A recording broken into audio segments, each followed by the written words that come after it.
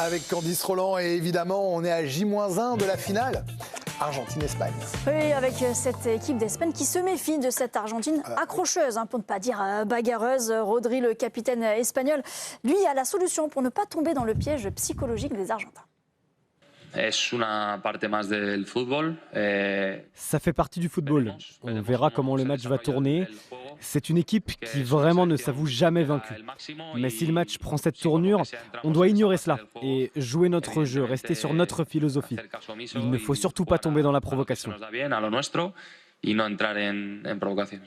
Alors en face, Lionel Messi va retrouver son petit protégé. On l'a vu, revu cette photo de Lionel Messi donnant le bain à Lamine Yamal bébé. Eh bien, c'est en attendant de lui donner la leçon demain.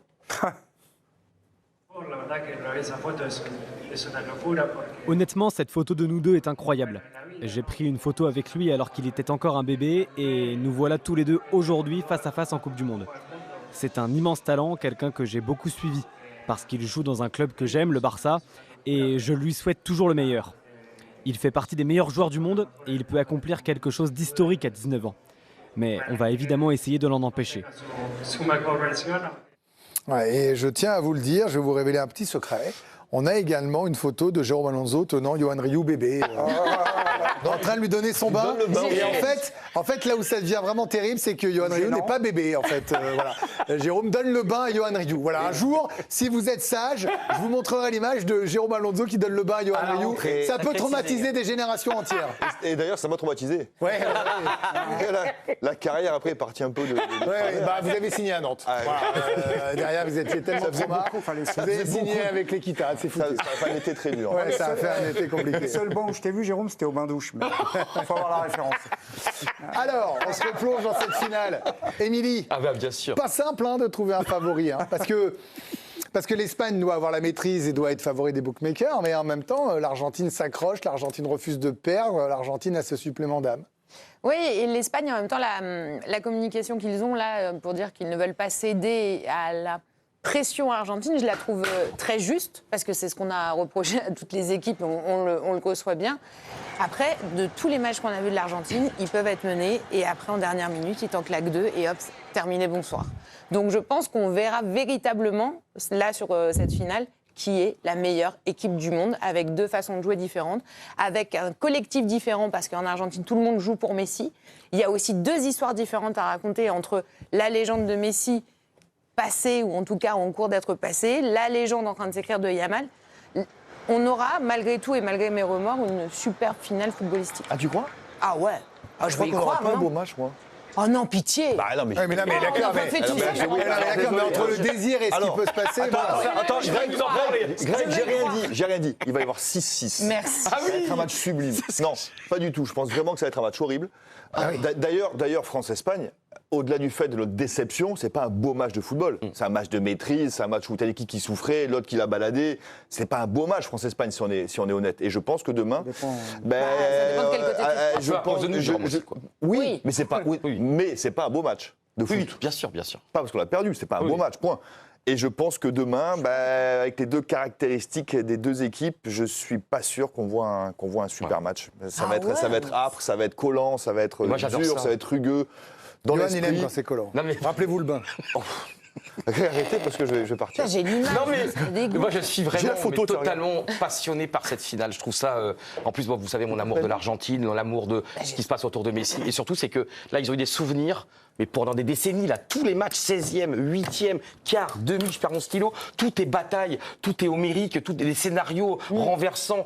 En fait, c'est-à-dire qu'au-delà, même s'ils gagnent ou ils ne gagnent pas demain, tu te rends compte, déjà, chaque match est une épopée, chaque match est dingo, chaque match est historique, chaque match est hystérique. Et même, regarde, évidemment, Messi totalement, parce que je pense qu'on a rarement vu ça dans l'histoire, dans le football, un gars en un mois qui met tout le monde d'accord, qui porte les siens. Mais autant d'émotions. Mais il y avait des émotions. Et c'est ce qui est beau aussi, je trouve, dans ce monde, tu vois, où il faut pas pleurer, où il faut être un robot. Et cette équipe-là, elle est sur l'émotion. Et c'est magnifique. Et il faut pas semblant de pleurer. Il pleure. Et l'entraîneur qui est en larmes. Je trouve ça bouleversant et magnifique. On sait pourquoi il y a tellement d'énergie qu'il pourrait même en donner aux joueurs demain.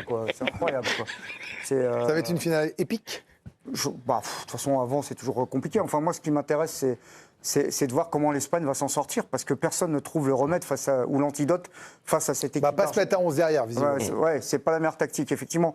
Mais d'un côté, pour moi, de toute façon, dans l'absolu, tu as la meilleure équipe, c'est l'Espagne. Et en face, tu as l'équipe qui a un truc différent, c'est l'Argentine.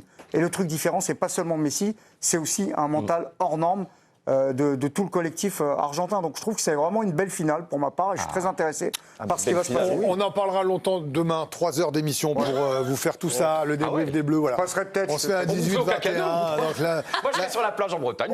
Choisissez votre super, différence. vous nous regarderez. Et on a ensuite, ma chère Cordis, Trump-Infantino. Là, on a vécu une conférence de presse surréaliste. Surréaliste, exactement. Le président américain qui donc s'est félicité évidemment du succès incroyable de cette Coupe du Monde. Il s'est même mué en expert du soccer désormais. Il s'est lancé dans une analyse du jeu de l'Angleterre en demi-finale. Vous avez un grand joueur en Angleterre avec qui j'ai joué au golf. C'est Harry Kane. Il a été fantastique. Je pense qu'ils ont peut-être commis une erreur en le faisant jouer en défense, non ? Mais qu'est-ce que j'y connais au football ? Ils menaient au score, ils ont pris leur meilleur joueur et l'ont mis en défense. Et puis d'un coup, là il fallait se montrer plus offensif. Mais non, je ne vais pas me prononcer là-dessus. Qu'est-ce que j'y connais au métier d'entraîneur ? C'était un peu inhabituel. Mais Harry est un type formidable. Il est énorme. Alors Donald Trump a tellement aimé cette Coupe du Monde qu'il n'aura assisté qu'à un match. Ce sera la finale demain. Alors quand Donald Trump parle, Gianni Infantino n'est jamais très loin. C'est la bromance de l'année. Le président de la FIFA ne rate aucune occasion de complimenter, si ce n'est encenser son BFF, son meilleur ami pour la vie de Donald Trump. Ce n'est pas seulement la plus grande Coupe du Monde de tous les temps. C'est le plus grand événement humain, social et culturel que l'humanité ait jamais connu et vécu. Et nous en faisons tous partie. Pour cela, je vous remercie infiniment, Monsieur le Président. Oui, c'est peut-être un peu beaucoup. C'est de l'IA ? Non, c'est pas de l'IA. Ça aurait été bien que ce C'est soit pas de l'IA, l'IA. c'est Ça m'aurait lunaire. rassuré. C'est Un complètement. avant, un après pour l'humanité. C'est complètement lunaire. J'ai l'impression. Hein. Allez, on va passer au mercato. Allons-y avec Raphaël. Tiens. Pierre-Emerick Aubameyang quitte officiellement l'Olympique de Marseille. Pour rejoindre le Deportivo La Corogne, il a posé avec son nouveau maillot. Regardez, Pierre-Emerick Aubameyang, montant du transfert 1,5 million d'euros, contrat jusqu'en 2028 et donc il va retrouver le championnat espagnol. Il avait, souvenez-vous, passé 6 mois avec le FC Barcelone lors de la saison 2021-2022.